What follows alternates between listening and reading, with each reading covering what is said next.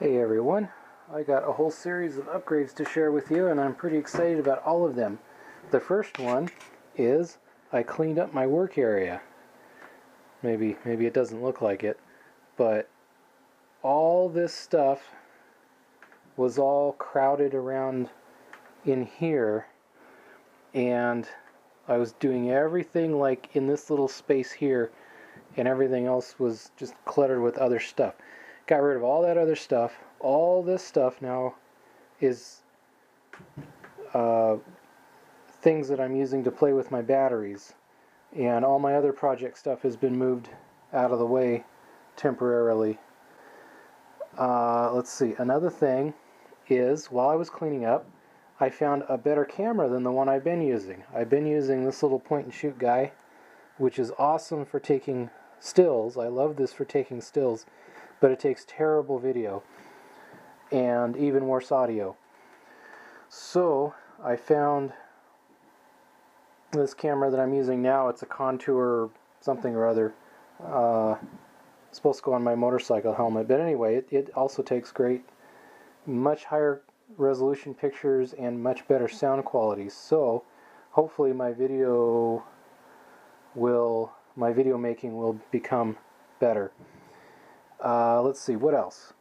I have been playing with my little manual cell charger, and I got, I can't remember if I talked about this now or not, but this little Drock, I think it's they call it a buck voltage reducer or something like that.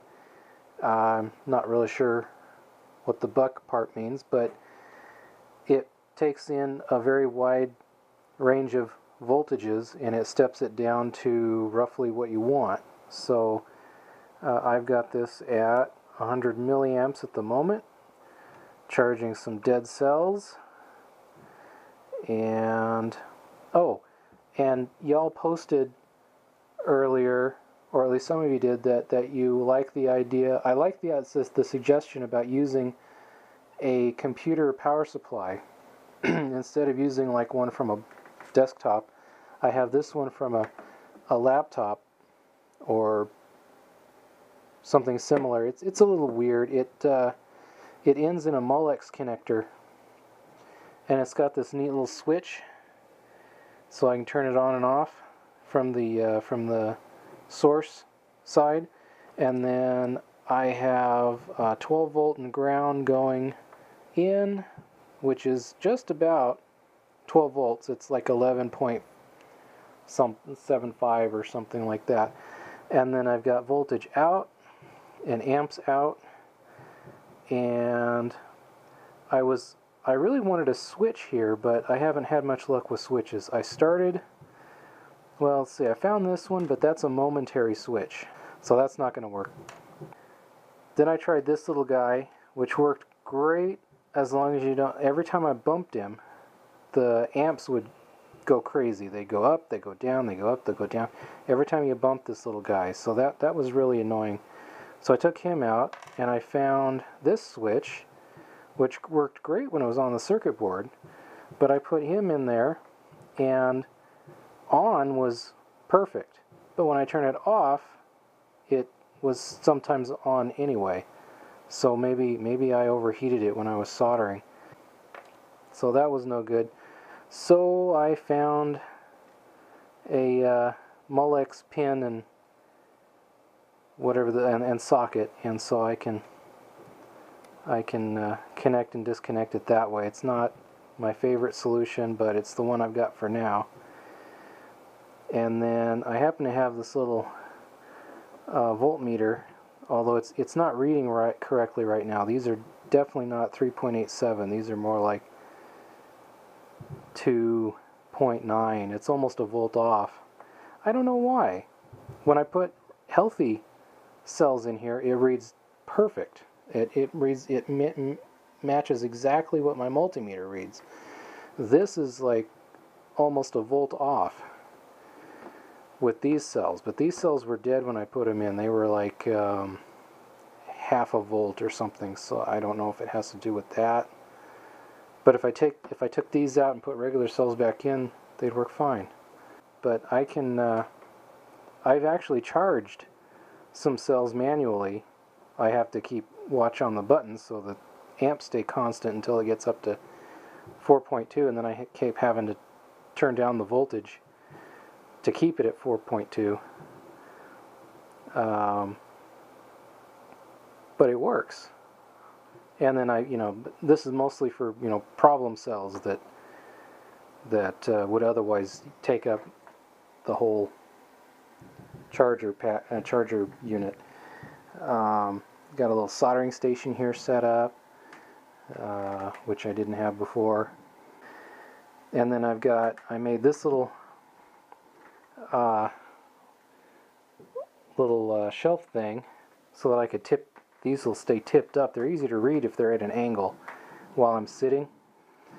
And I had this one propped up against the computer, and I had this one propped up on a roll of electrical tape, and now and this is just some scrap that I had in the basement, spare screws, little scrap pieces of wood, and a couple of brackets in the back that I had laying around downstairs, and it went together in probably 20 minutes. So I'm really happy with that. And when I cleaned all this off, I found a power strip. So I moved the power strip over here. So now this area behind the computer is not all cluttered with wires and cables and things. So, and then I've got some more common tools laid out here for playing around with things, opening up battery cases. I found my calipers. I just ordered a new pair from China because I had given up on finding these, and I found them. And notes and things. And then, here's my favorite, this is my favorite battery pack opener. and I'm scavenging parts from an old busted UPS right now. I'm thinking I might take some of these batteries and make like a portable power supply or something just for fun, but I don't know. For initially charging the batteries to see if I can get them up to 4.2 volts, and then I'm using this one to discharge them to find the milliamp hours, and I'm using this little guy.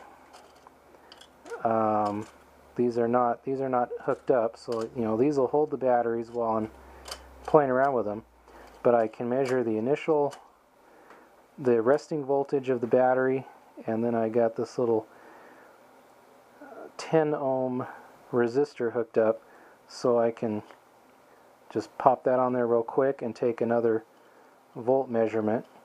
And the difference in voltage, the difference in the two voltages, in addition to the 10 ohm fuse, gives me the numbers I need to find internal resistance.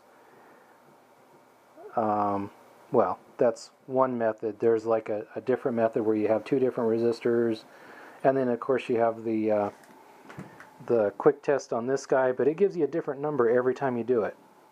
So it's very inconsistent. I don't know. I'm not concerned as much about accuracy so much as consistency. And so right now I've got 4 batteries storage charging.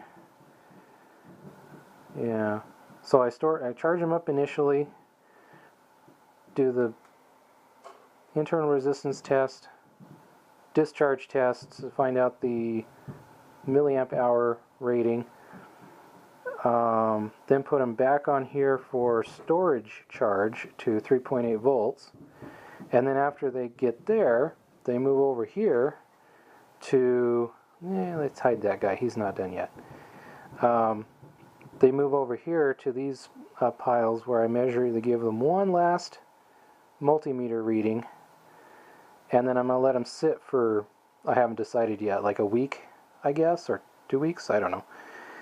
And then I'll measure how much the voltage falls just by these just sitting here, what the voltage drop, I guess. And also, as the storage charge. These can be stored safely indefinitely. So, yeah. So I'm making progress. I got a little pile here, so I'm getting